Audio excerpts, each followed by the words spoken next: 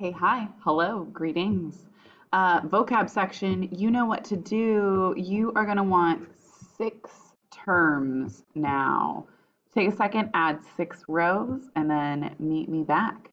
All right, so we're still in this soup of what is education versus learning versus school. And this week, we're really going to focus on ability, disability, neurodivergence, and like industrial models of education. These are big words.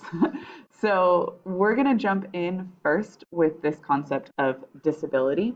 So there's a lot of different definitions of disability, and I want to be really explicit about what that definition is and what we're talking about in this class. So when we're defining disability in this class, we're defining disability as the natural human variance that is socially constructed as quote unquote abnormal. It can also be a part of someone's identity. So this definition recognizes disability as natural while at the same time also being socially constructed, right? It is incredibly normal to have neurodiversity in a population. The socially constructed part of it is the dis of it, right? Why do we need to model ourselves or our self-worth on our productivity? We're going to talk about that more when we talk about ableism. So disabled experiences and identities are not a monolith. People have a variety of relationships to their disabilities, many of whom consider disability as kind of a key component of who they are, right? Disabilities, there's so many things that you can categorize here, and that's why we see all of these different terms. Big shout out to the folks that helped me learn about this, Adina Rosenberg and Sarah Arvey. I'm still on my own journey here, but let's talk about these terms real fast. So disability could be categorized as apparent or non-apparent. Like you can see the insulin pump that I have, right? That might be a little bit more apparent, but when it's in a pocket, it's not, right? If somebody is in a wheelchair or is in a walker, maybe they don't have the ability to like hide that when they want to, right? Apparent versus non-apparent. Disabilities can be cognitive, they could be physical, they could be psychological, they could be sensory. This is by no means an exhaustive list at all. But can you take a second now and can you write out our definition for disability now? Thank you. All right, let's move into these two, neurotypical and neurodiverse or neurodiversity. So let's just talk a little bit more about, I'll give you a couple of visuals and then I'll give you a couple of examples. So neurotypical individuals whose brains develop and function in ways that are considered usual or expected by society. I want you to notice how socially constructed that definition of neurotypical is. This is a quick visual of one example. It is not the only example, but in a cafeteria, right? Maybe sometimes folks that are considered to be neurotypical, they're in an environment that has been constructed for them. Cafeterias are constructed for people who are neurotypical.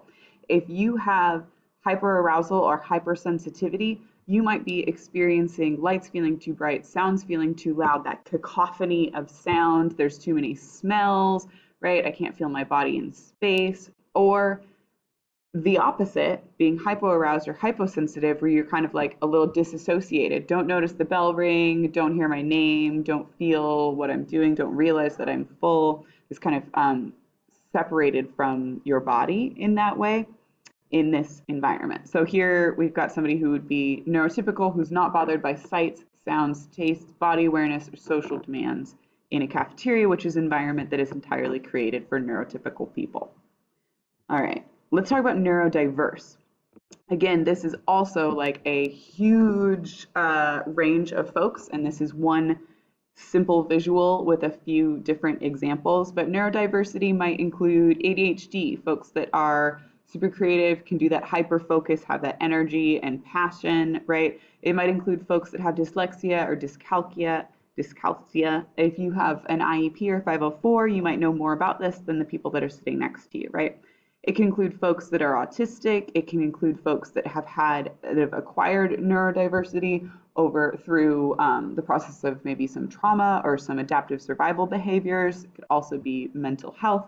There's all sorts of things that show up for neurodiversity. Can you take a second now and record our definitions for neurotypical and neurodiverse now? All right, so we talked a little bit about this with the cafeteria example, but I want to talk about ableism. We're going to start with the definition and then we'll move into some visuals here. But ableism is a system that places values on people's bodies and minds on societally constructed ideas of normality, intelligence, excellence, desirability, and productivity. So just like with racism, with sexism, with ageism, when we're talking about an ism, we're not talking about necessarily an individual interaction or a slur. Those things might still absolutely still fall under the category of ableism. But when we're talking about the ism, the system, we're really looking at the institutions and the patterns of thought that construct that. So ableism can be something like a system that kind of gets into your brain and tells you that you have to be productive in order to be worthy. Have you ever had a day when you're not doing anything at all and you feel guilty about it? I should be doing homework. I should be doing my reading. That might be, we've used this word internalized before. That might be a little bit of internalized ableism, right? Here is a very big working definition that takes this a little bit deeper if you're interested. But I want you to think about society, and in this classroom, education determining who is valuable and worthy based on a person's language, appearance, or ability, religion, or ability to satisfactorily produce, excel, and behave, right? You do not have to be disabled to experience ableism. Just like with that example where you're laying on your couch, you're feeling guilty, you might be experiencing some of that as it is as well. I also just want to say real fast that ableism can occur at an individual, a cultural, and an institutional level. In schools, this might look like teachers pitying individual students with disabilities or perpetuating cultural narratives of what's considered to be normal through curriculum and instruction, or institutional policies segregating students with disabilities, right? There's lots of different ways that this shows up, and I want you to think about that in the books that you're reading. I want you to think about that in your own lives and what you're observing as well. Kind of a last note on language here real fast before we move on into our last two terms, which move slightly away from this idea around like disability justice. There's a lot of different language used in disability circles and in disability justice movements, and you might have heard some of these terms before. Person first language would be saying something like person with autism, right? Some folks prefer that because they want to be kind of treated as the like people first, so they aren't solely viewed or referred to by their disabilities. Person first language was emphasized in response to the common use of dehumanizing terms like handicapped or the R word, which we will not say in this class. Identity first language, the second one, is an example of kind of reclaiming language and centering disability as an important part of a person's identity. People have reclaimed terms such as crip or mad. Some folks prefer to be referred to as autistic instead of a person with autism or a person on the spectrum. Capitalization, oh, I could do a whole vocab just on capitalization. But here, when we're talking about it in terms of disability, capitalization of terms like deaf or autistic, like a capital D deaf instead of lowercase d, denote belonging to a culture, and the lowercase refers to the physical impairment or the diagnosis. So you might be a part of a deaf community, go to a deaf church, be a part, and you would be using like identify as deaf, right? And then if you're talking about a physical impairment, like this is something that is going on in my body, you might be using the lowercase d. Cultural belonging is impacted by intersectional identities.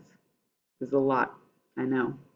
Lastly, we in this class are going to avoid euphemisms, things like differently abled, special needs, handy, capable. They are often used instead of descriptive words about someone's disability, and they position the word disability as bad and replacements as like nicer or more palatable. When we're talking about disability in this classroom, we're going to be really specific about what are those disabilities. That was a lot. Can you take a second now and write out our definition for ableism? Can you tell I'm passionate? All right, last two, I promise. Industrialism and paradigm. It's going to feel like, why are we doing that in this way? Here's why. Well, actually, Sir Ken Robinson is going to tell you why.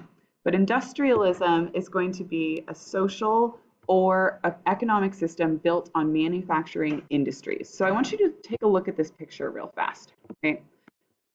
We've got typical factory line, industrialism. Now I want you to look at this picture. Is it a factory line? Are you a factory line? These are the questions I want you to be asking as we move through our days. Go ahead and copy down our definition for industrialism. All right, last one, tiny words, big concept, paradigm. One of the talks you're going to look at this week is called, uses that word in the term. So I just want to define paradigm loosely for you as a pattern or a set of concepts.